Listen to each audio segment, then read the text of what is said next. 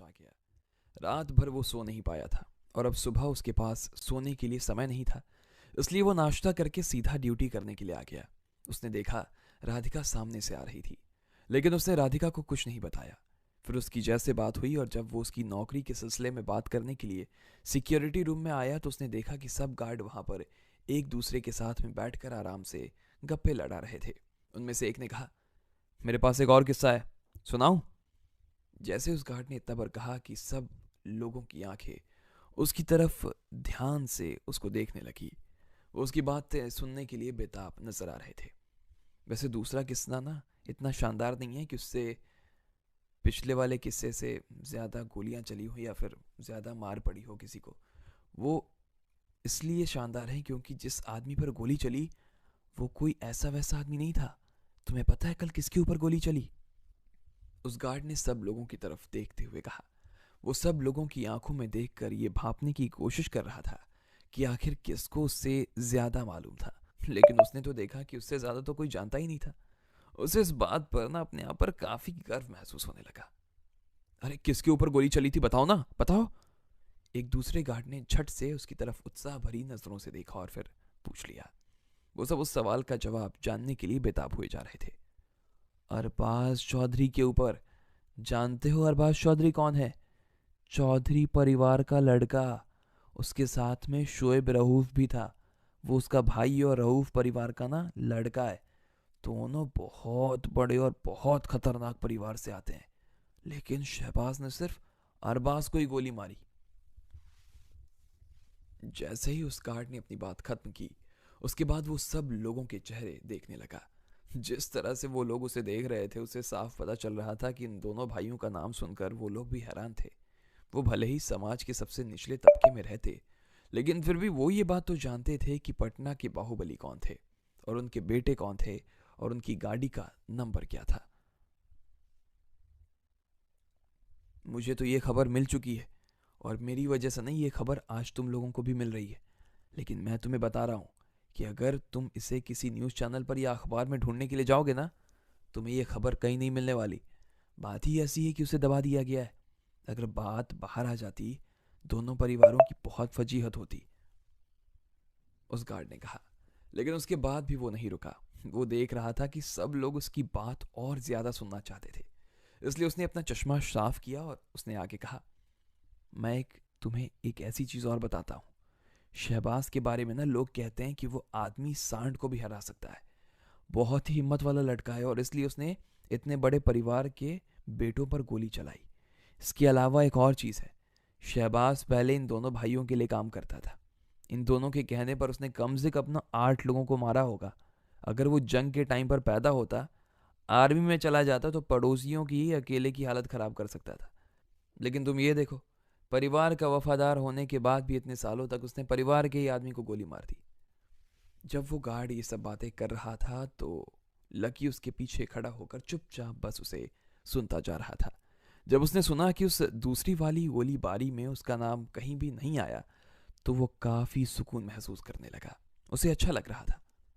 लक्ष्मण जी, आप वहां खड़े खड़े हमारी बातें सुन रहे हैं। अगर आप वहां मौके वारदात पर होते ना, आपकी पैंट गीली हो जाती। उस गार्ड ने लकी की तरफ देखा और मजाकिया अंदाज में कहा। लकी ने उसकी बात का बुरा नहीं माना और खुद भी उसकी बातें सुनकर उनके साथ बैठ गया। उसने देखा कि गार्ड के बीच में अब लकी के लिए वो पहले वाला डर या दुश्मनी नहीं रह गई थी। उसे भी ये चीज़ अच्छी लग रही थी कि वो लोगों के बीच हंसी मजाक कर सकता था और लोग भी उसके साथ काफ़ी फ्रेंडली हो गए थे।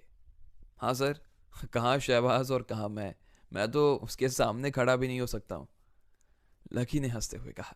उसके बाद उसने थोड़ी देर और उन लोगों के किस्से सुने और फिर वो जैकब के कमरे में दाखिल हो गया। जैकब से जय के बारे में वो बात करना चाहता था। जैकब जी, मैं जय के बारे में आपसे कुछ बात करना चाहता हूँ, लकी ने कहा। हाँ हाँ लकी, जय का मेरे पास फ़ोन आया था। उसने मुझे कल फ़ोन किया था और बताया कि उसे बहुत ज़्यादा चोट लगी है, इसलिए वो 1 महीने के लिए हॉस्पिटल में ही भर्ती रहने वाला है। मैं उसे देख तो नहीं पाया, लेकिन उसकी आवाज़ सुनकर ही साफ पता चल रहा था कि घायल तो बहुत ज़्यादा है।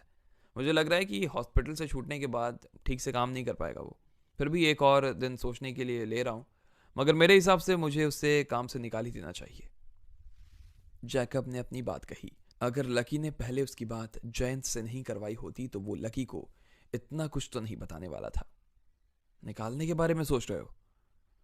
लकी उसकी बात सुनकर हैरान हो गया। जय ने उसे जो बताया था वो सही बताया था। उसका अंदाजा बिल्कुल सही था। हाँ, पटना यूनिवर्सिटी में इस तरह के लोगों के लिए जगह नहीं है। अब हमारे काम के लिए आदमी बेकार ही हो गया है। अगर उसे इतनी प्रॉब्लम भी हुई है तो उसके अपने व्यवहार की वजह से हुई है। उसमें तुम भी क्या कर सकते हो और मैं भी क्या ही कर सकता हूँ। अब यहाँ का सिक्योरिटी चीफ होने के नाते मैंने उसे नौकरी से नहीं निकाला तो सारा मामला मेरे सिर पर आ जाएगा। सब लोग मेरे से सवाल करेंगे कि आपने ऐसे आदमी को गार्ड की पोस्ट पर क्यों रखा है। अगर ये बात ऊपर तक चली गई तो मेरे लिए जवाब देना और ज़्यादा भारी हो जाएगा। इसलिए मैं इस बार तो जय को नहीं बचा पाऊंगा। मेरे पास उसे निकालने के अलावा कोई चारा ही नहीं है। जैकब बहुत ज़्यादा बोलता जा रहा था।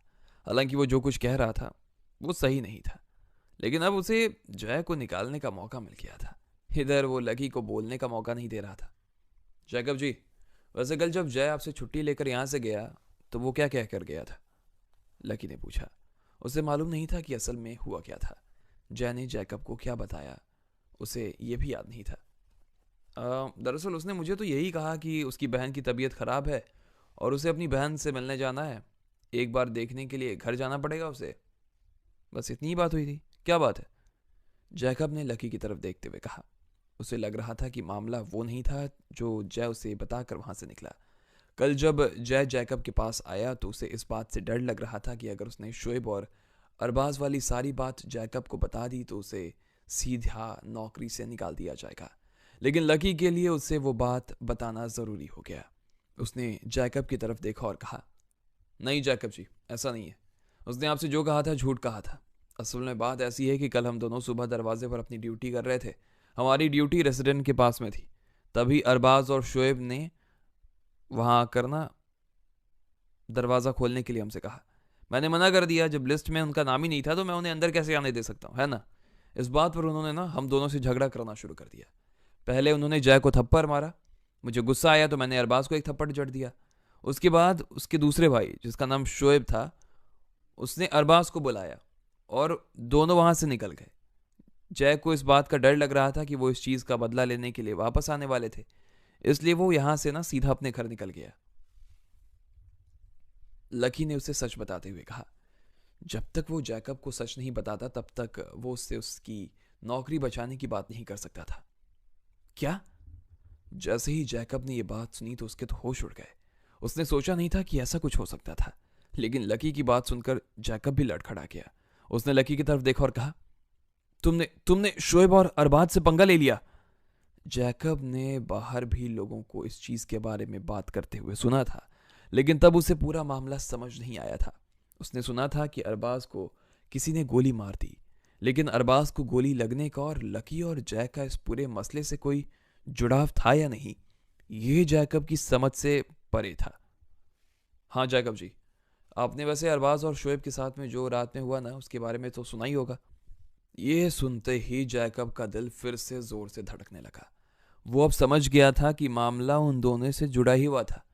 लकी ने आगे कहना शुरू किया और बोला, अरबाज और शोएब ने ना शहबाज को हम दोनों को मारने के लिए भेजा था। शहबाज पहले जय को मारने के लिए उसके घर में घुस गया। उसने ना सिर्फ जय को बहुत मारा बल्कि उसकी बहन के साथ में बदतमीजी करने की कोशिश की। उसके बाद शहबाज को गोली लग गई और वो घायल हो गया। इधर जय को हॉस्पिटल ले जाया गया और मुझे पूछताछ करने के लिए पुलिस अपने साथ ले गई थी। लकी ने जैकब से कहा। जैसे ही जैकब लकी की तरफ देखता जा रहा था उसकी आंखें और ज्यादा बड़ी होती जा रही थी। लकी जो कह रहा था उस पर जैकब को तो विश्वास ही नहीं हो रहा था, लेकिन उसे समझ नहीं आ रहा था कि शहबाज जो अभी तक जय को पीट रहा था उसे अचानक से गोली कैसे लग गई। उसने लकी को कैसे छोड़ दिया? या तो लकी ने ही उसे गोली मारी थी या फिर कुछ और हुआ था। क्या इन दोनों गोलीबारी का लकी से किसी तरह का जुड़ाव था? जैकब को यह बात समझ नहीं आ रही थी। चौधरी परिवार जितना बड़ा परिवार है और उन लोगों की जितनी ताकत है उसके हिसाब से अगर लकी को पुलिस उठाकर ले भी गई तो फिर उसे छूट कर वापस आने की तो उम्मीद नहीं ही थी।